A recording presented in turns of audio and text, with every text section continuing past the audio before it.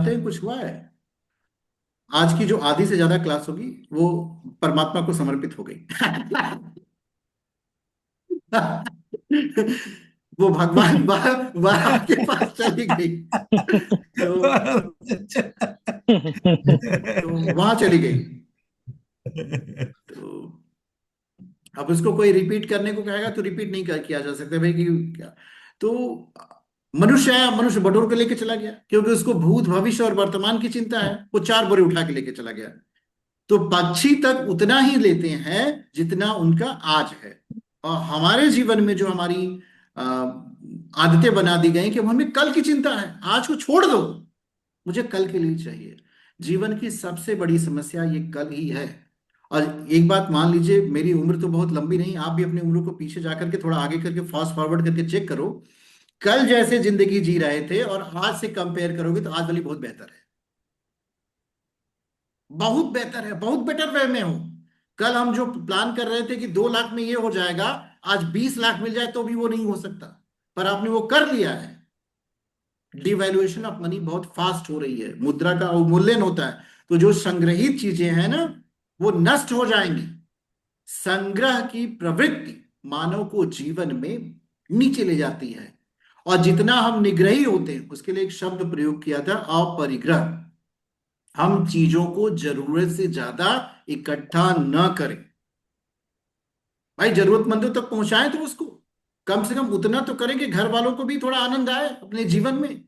तो ये जो आनंद की प्रवृत्ति होती है, यही सच्चिदानंद का स्वरूप है। कोई कहे कि नहीं मैंने भगवान को समर्पित कर दिया, तो उसको उसका चेहरा दिखाओ। देखो, आप अपना चेहरा देख के बताओ ये मुस्कुराते हुए व्यक्ति का चेहरा है कि नहीं है। क्योंकि जैसे आप भगवान के प्रति अपने आप को समर्पित दिखाओगे ना, आनंद की वेव्स आती हैं आपसे, आप खुद खूब मुस्कुराओगे। जिस तरह आग में गर्मी है, पानी में ठंडक है, हवा में सुखाने का गुण होता है, उसी तरह परमात्मा के संग जो है दुख निवृत्त हो जाती है। सच्चिदानंद इसीलिए कहा जाता है भैया इसमें मन लगाओ, आनंद ही आनंद है, परमानंद है। और प्राप्ति क्या होगी? इस संसार में आत्मा से बड़ी उपलब्धि कुछ भी नहीं है। आत्मा की विजय सर्वश्रेष्ठ विजय है। तो ये विजय कैसे होती है? जब आपका सूर्य बलवान होगा। कभी कभी ऐसा भी जीवन में काल आ जाता है कि मनुष्य, आप चेक करो आपके पास क्या क्या चीजें हैं, बहुत सारी बिलावनी होगी। क्या इन चीजों से हमारे मन की तृप्ति हो पाएगी? नहीं। रीजन क्या है? रीजन ये है कि आत्मा पदार्थ से नहीं बनी है। जो हमारी आत्म चेतना है, कभी कभी देखना, आपकी आत्म चेतना में फ्लो ऑफ एनर्जी होगा।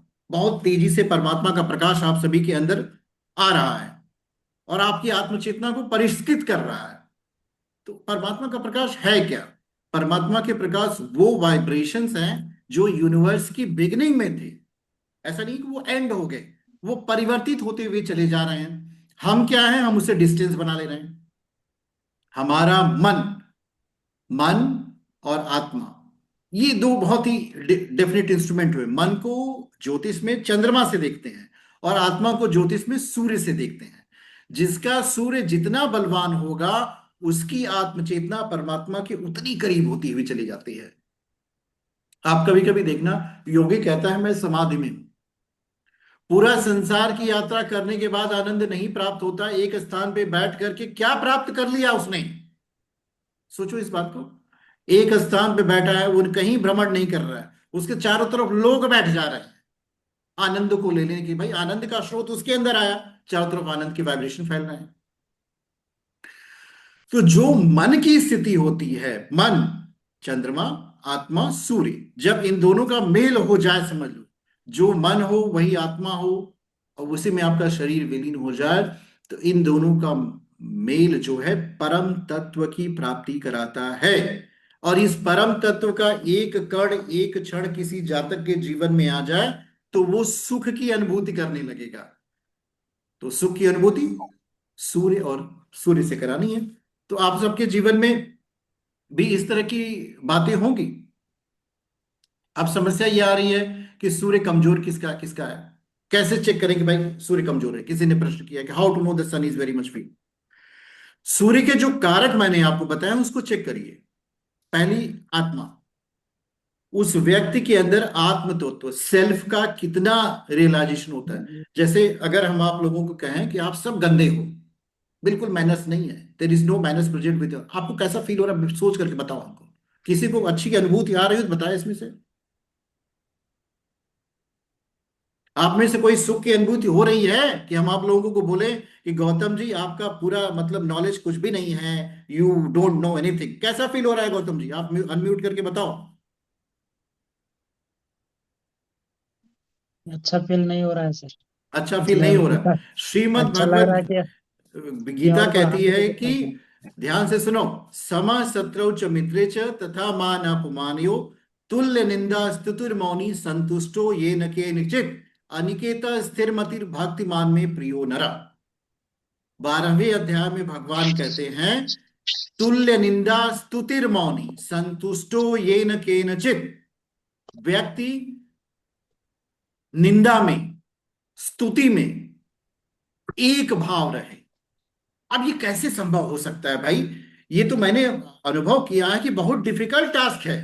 कोई मुझे दो बात मेरे लिए उल्टी सुना के जाए, हमको तुरंत रिएक्ट करना है कि आपने ऐसे कैसे बोल दिया। श्रीमद् भगवत गीता में भगवान कहते हैं भैया, जो तुम्हारी प्रशंसा करे उसमें भी एक भाव रहो, जो तुम्हारी निंदा करे उसमें भी एक। कैसे संभव है? How it is possible? भगवान कहते हैं भक्तिमान में प्रिय। ये भक्ति, ये भक्त तो बहुत बड़ा है, ये मुझे बहुत बड़ा प्रिय है। अब इस प्रियता के तत्व को जब तक नहीं आपके अंदर आएगा तब तक तो सूर्य कमजोर ही रहेगा। आप इस बात को सोचो, बहुत मतलब बहुत सिंपल सी बात है। उल्टा किसी ने बोला और तुरंत हमने रिएक्ट कर दिया, ये जाने बिना कि मेरा परीक्षण मुझे करना है। भाई मैं कौन हूं वो मैं जानता हूं। मैं उस परमात्मा की संतान हूं जो अजर है, अमर है, अविनाशी है। मैं भी अजर हूं, अमर हूं, अविनाशी हूं। वह परमात्मा संपूर्ण है, शाश्वत है। मैं उस यात्रा पे हूं। जीवो हम से मैं शिवो हम की यात्रा पे हूं। तो हम तो एक यात्रा पे हैं। अब इस यात्रा के हम आपको एक्सपीरियंस बता सकते हैं, मेरी यात्रा तो संपूर्ण हुई नहीं। अगर इस मानव के शरीर में हमारे अंदर संपूर्णता आ जाए तो ये मानव का शरीर ही हम नहीं ले पाएंगे। हम तो एक दिन पढ़ रहे थे रामकृष्ण परमहंस जी को, वो माँ शारदा से रोटी बनाती थी, वो जब खाना के लिए चले जाते थे, बहुत भूख लगी मुझे कुछ खिलाओ बच्चों जैसा। तो माँ शारदा ने एक बार झड़क दिया कि बैठे बैठे आप सत्संग करते हो और व्यवहार तो बच्चों का करते थे। तो उन्होंने एक बात कही कि जिस दिन मैं नहीं मांगूंगा उस दिन मेरा आखिरी दिन। क्योंकि अगर वो इस भाव को अपने अंदर ले आते तो वो शरीर छोड़ना पड़ता, वो आत्मा शरीर में आती नहीं, तो कुछ ना कुछ मिस्टेक करके अपने आप को उसमें पकड़ के रखते थे। भाई कुछ गलती करें, कुछ त्रुटि करें ताकि भगवान इसमें छोड़ के रखे, कुछ गुस्सा हो जाए, नहीं तो उनको इसको छोड़ना पड़ेगा। और एक दिन सचमुच भोजन मांगने नहीं गए तो वो जान गए कि बस अब तो ये इनका आखिरी दिन आ गया। तो वैसे ही जीवन की यात्रा चलती है। सूर्य को कमजोर जानने का सबसे अच्छा तरीका यही है कि उस व्यक्ति के चेहरे पे तेज नहीं होगा, ओजस नहीं होगा। कोई भी योजना वो व्यक्ति बना नहीं पाएगा। वो जो योजनाएं बनाएगा सब कॉम्प्लिकेटेड बनाएगा। बढ़ चढ़ के बातें करेगा हवा में, राहु की सब बातें। जमीन पे कुछ नहीं कर सकता। जैसे ही उसके सूर्य को स्ट्रांग करेंगे तो 50 बात नहीं करेगा, वो एक बात करेगा, मुझे यही करना है, बाकी सारी चीजें छोड़ देनी है। तो यहां से सूर्य को स्ट्रांग करते हैं। मुझे उम्मीद है आप लोगों को बहुत अच्छा लगा होगा आज की क्लास। आधी क्लास खत्म हो गई, आधी क्लास हमारे पास है, रिकॉर्डिंग हम इसकी आपको भेजेंगे। अच्छा लगा हो तो बताएं जी किसको किसको सर, जी अच्छा सर, लगा। बहुत अच्छा लगा, बहुत अच्छा लगा सर। जी बहुत जी अच्छा जी, लगा। बहुत अच्छा लगा। Thank you sir, thank you so much. आइए एक शांति पाठ करते हैं, 3 बार गायत्री मंत्र बोलिएगा, हमारे अंदर का सूर्य बलवान हो। गायत्री मंत्र सूर्य को स्ट्रांग करने का सबसे अच्छा मंत्र है। पावरफुल। हाँ बहुत पावरफुल टूल है। जैसे ही आप, आपको एक बार एग्जांपल दें, आप गायत्री मंत्र का जप करते रहो और किसी से बता दो। हम अपने रियल लाइफ का रियल एग्जांपल बताते हैं। आई वेंट टू गायत्री शक्तिपीठ और वहां पे एक ज्योतिषाचार्य आए, उन्होंने कहा कि हम भी जुड़े हुए हैं। मैंने अपनी कुंडली दिखाई, मेरा हाथ दिखा, फिर उन्होंने कुछ बताया, मैंने कहा हाँ आप सत्य बता रहे हैं, आपके पास सिद्धि है। फिर उन्होंने कहा 11 बजे मिलेगा, हम आपको कुछ मैंने कहा ठीक है। दूसरे दिन 9 बजे कॉल किया, वो प्रभु चले गए कि मुझे जाना है देवरिया। मतलब आपकी कुंडली देखने की सामर्थ्य की संसार के किसी व्यक्ति में नहीं होगी। फिर कहा कि आप मेरे गुरु भाई हैं, अब हम दोनों लोग मिलकर काम करेंगे, और अब तक उन्होंने मुझे कॉल नहीं किया। तो मैंने परमात्मा के ऊपर छोड़ दिया भाई, भगवान के ऊपर, गुरु के ऊपर। क्योंकि 1,000 तंत्र मंत्र के साधक एक तरफ बैठेंगे और गायत्री का साधक एक तरफ बैठेगा, उसका परिणाम फिर भी भारी हो जाएगा। कारण कि उसके मन में सिर्फ एक ही कामना है, विश्व का कल्याण। जो चर है, अचर है, चराचर में है, जो दृश्य है, अदृश्य है, हम प्रभु से सबके कल्याण की कामना करते हैं।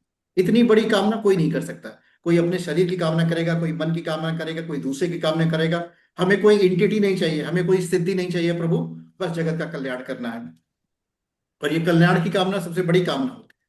चलिए हाथ जोड़िए, हृदय के स्थल पे ध्यान करेंगे, अपने हृदय में ध्यान करेंगे, परमात्मा से बोलेंगे, हे गुरुदेव, जो परमात्मा का प्रकाश आपने कहा है कि हमारे हृदय में विद्यमान है, वो जागृत हो। ओम भूर्भुवः स्वः तत्सवितुर्वरेण्यं भर्गो देवस्य धीमहि धियो यो नः प्रचोदयात्।